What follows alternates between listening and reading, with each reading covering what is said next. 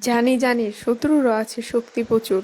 এও তো জানি ওদিন যে কে শক্তি প্রবল। আল্লাহ যে শিখায় আগুন, নীল তার আলো সাদা রবে, এ তার বিরোধ বুঝে।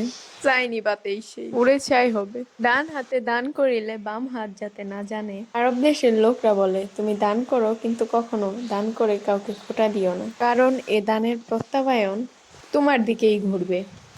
তিনটা জিনিস অপর তিন ব্যতীত স্থায়ী হয় না। এক, সম্পদ ব্যবসা ছাড়া। দুই, বিদ্যা চর্চা ব্যতীত। তিন, রাষ্ট্র শাসন ব্যতীত। এলমেদিন প্রতিপালনের জন্য, আর্থিক সম্পদ ভোগের জন্য নয়। হাজার প্রেমিক প্রসাধ্যকে অন্তর দিও না, যদি মন দিয়ে থাকো তাহলে ওই মনকে বিচ্ছেদের জন্য প্রস্তুত রাখো। যে আগুন তুমি আজ নিভাতে সক্ষম তা আজই নিভিয়ে দাও, কেননা তা যখন উপরে উঠবে সারা বিশ্বকে জ্বালিয়ে দেবে। সীমা অতিক্রম রাগ মানুষকে ঘৃণার সৃষ্টি করে, অসময়ে দয়া প্রদর্শন ভয় দূর করে। এমন কঠোর কারো সাথে আচরণ করো না যাতে তোমার উপর সে অসন্তুষ্ট হয়। তো নম্র হয়েও না, তো নম্র হয়েও না যাতে তোমার উপর জাতিহীন সবাই হিংস্র হয়ে যায়। যে মানুষ সবসময় মানুষকে ভালো পরামর্শ দেয় সে মানুষ কখনো নিজেকে ভালো রাখার পথ খুঁজে পায় না। তুমি মানুষ হিসেবে কেমন তা অন্যজনের কাছে প্রকাশ করতে যেও না। শুধু তুমি ভিতরে সততার বীজ রোপণ করে যাও, সময় সবকিছু প্রকাশ করে দিবে। খারাপ সময় তো একদিন না একদিন শেষ হয়েই যাবে।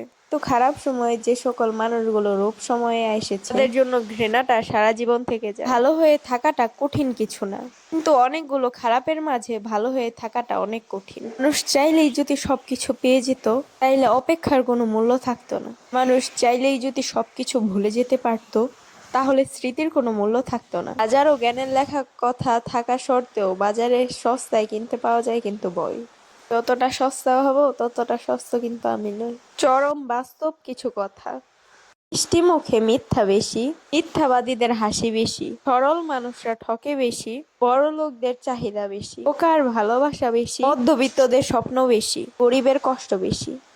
একটু খেয়াল করে দেখবে একটা জ্ঞানী মানুষ যতটা বেশি বলে তার থেকে বেশি শোনে, যতটা শোনে তার থেকে বেশি করে দেখায়। কারণ এই পৃথিবী আজকাল দেখতে পছন্দ করে। আমরা নিজেরাই সবসময় দেখি যে নিজেকে চিল্লাপাল্লা করে প্রমাণ করাটা কামি ছাড়া আর কিছুই না।